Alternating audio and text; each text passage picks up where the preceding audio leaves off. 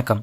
2017ஆம் ஆண்டு மிகப்பெரிய வெற்றியை பதிவு செய்த மரகத நாணயம் திரைப்படம் தற்போது 2ஆம் பாகம் தயாரிப்பதாக அறிவிப்பு வெளிவந்துள்ளனர்.